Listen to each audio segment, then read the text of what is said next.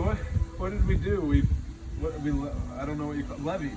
Well, we got it to rest on this ledger, Yep. and it fits.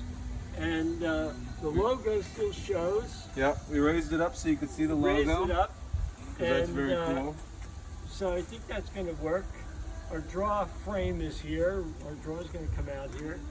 And if we test fit the legs, we'll find out our distance between leg and leg, so we can start setting up how we're going to put a shelf in.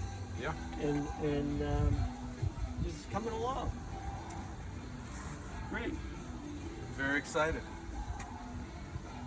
It's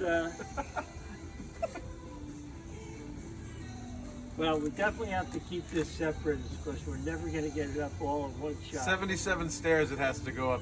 So No, it's a good thing we can do it. Yeah, exactly. It's a good thing. All right, you want to? Yeah. Yep. I'll take this off.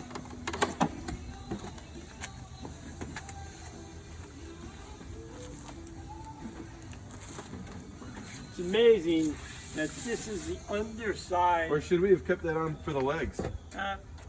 Right now, this is the underside of the butcher block. Yeah. So at one point during its 100-year service, they turned it and used the bottom, and then that became really worked out.